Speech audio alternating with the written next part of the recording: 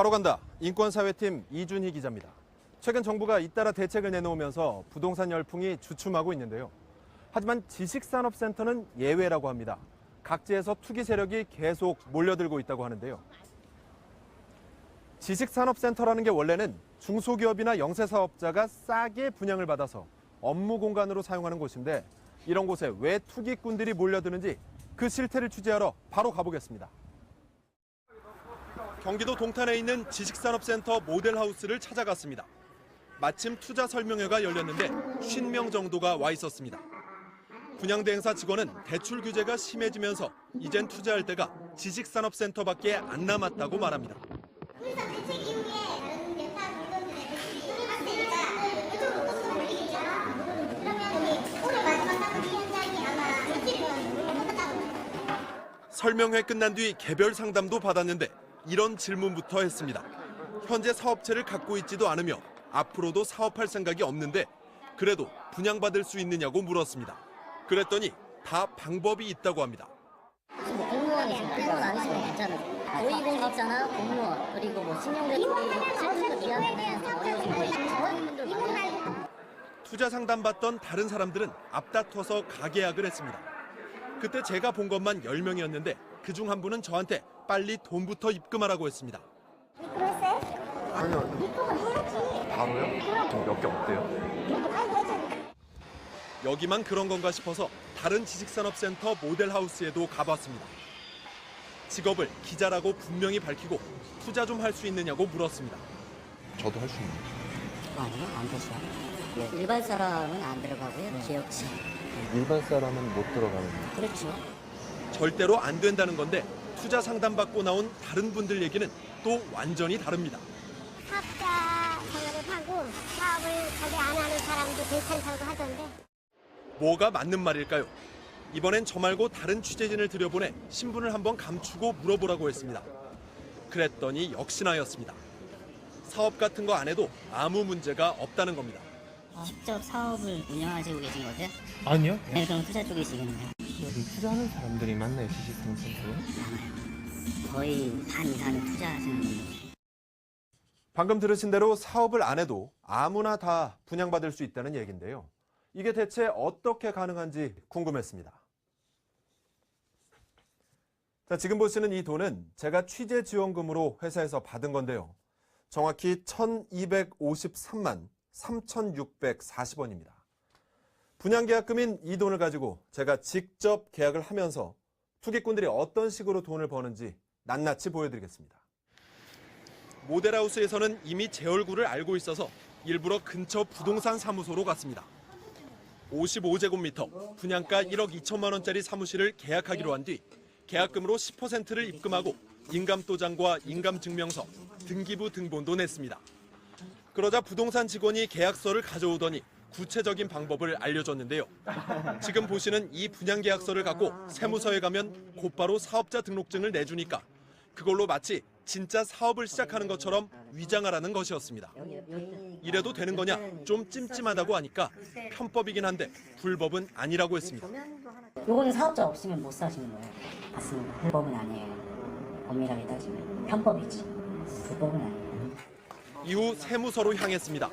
가는 동안 부동산 사무소 직원은 사업자 등록할 때 사업체 이름도 필요하니까 아무거나 지어보라며 이런 얘기도 들려줬는데요. 사업체 이름 잘 들어보시기 바랍니다. 고객 중에 한 분은 이제 상호명 하라고 했더니 상호명을 월천이라고 지었어. 월천이 뭐예요? 좋네요. 월천. 월천. 좋네. 방금 들으신 월천이라는 말 이해되십니까? 지식산업센터 여러 채 분양받으면 월천, 그러니까 한 달에 1,000만 원 버는 것도 가능하다는 뜻이랍니다. 이게 어떻게 가능한지는 조금 뒤에 알려드리겠고요. 다시 세무서에 온 다음 상황을 보겠습니다. 지식산업센터 분양계약서 보여주고 사업 업종이랑 몇 가지를 부동산 직원이 시키는 대로만 적어냈더니 여기 소프트웨어 개발 공급업 어디에다가요? 조트에다가 소프트웨어 개발 및 공급업. 딱 10분 만에 일사천리로 사업자 등록증이 나왔습니다. 오타 있는 사람은 확인해 보세요. 계약금 입금부터 계약서 작성, 그리고 사업자 등록증 발급까지 채 1시간이 걸리지 않았습니다. 이걸로 기자인 저는 서류상으로는 사업자가 됐고 분양 계약도 다 끝났습니다. 그럼 지식산업센터 분양계약 마친 뒤엔 어떻게 돈 버는지 설명해드리겠습니다. 단기 차익을 노리는 투기꾼은 웃돈, 즉 흔히 말하는 피를 붙여서 분양권을 입주 전에 팔아치웁니다. 지식산업센터는 무제한 전매가 가능하기 때문입니다. 제가 봤을 때는 20평짜리 기준으로 하면 2, 3천원 늦지 않아요. 문정동에서 960만 원에 제가 분양시킨 적 있거든요. 그 준공 때 1억 3천 붙었어요, 피만. 반면 다달이 수익 얻으려는 이들은 임대 사업을 합니다. 업종에 임대업 추가해놓고 진짜 사무실 필요한 영세 사업자한테 세를 놓는 건데요. 이게 또 땅 짚고 헤엄치기입니다. 분양받을 때 계약금 10% 내는 것 말고는 큰 돈이 안 들기 때문입니다. 지식산업센터는 은행 대출이 분양가 80% 이상 가능하기 때문에 중도금하고 잔금은 이걸로 거의 낼 수 있고 세 놔서 월세 받으면 은행 이자 내고도 충분히 남는 장사입니다.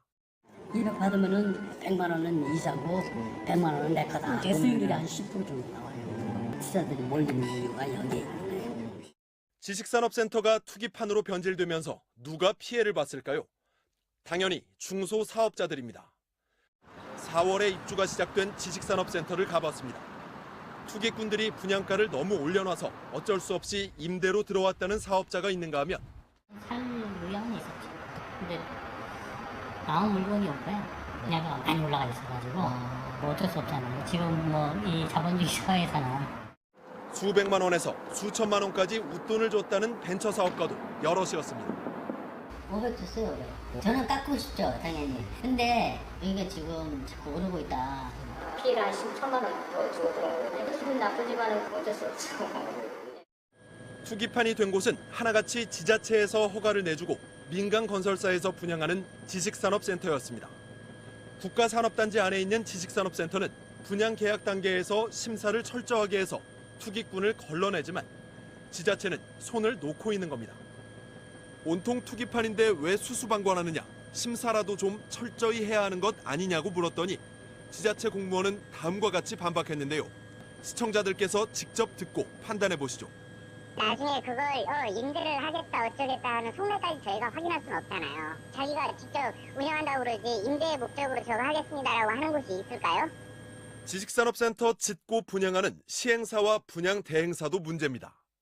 분양계약서엔 임대 목적의 투자는 안 된다라고 분명히 적어놓고 오히려 자기들이 부추기고 있으니 말입니다. 전국에 있는 지식산업센터는 586개나 되고 지금 짓고 있는 것만 해도 343개에 달합니다. 빨리 대책이 나와야 할 것 같아서 바로 간다 취재진은 주무부처인 산업통상자원부에 실상을 알렸고 산업부도 제도 개선을 검토하겠다고 했습니다. 어떤 대책이 나오는지 지켜보겠습니다. 저희가 지식산업센터 분양 계약을 한 건 편법적인 투기가 어떻게 이루어지는지 시청자 여러분께 보여드리기 위해서였습니다. 취재 목적으로 분양을 받은 거니까요. 최대한 빨리 이 분양권을 실제로 입주를 희망하는 중소상공인에게 시세보다 저렴한 가격에 넘겨서 사무실로 쓸 수 있도록 돕겠습니다. 바로 간다, 이준입니다.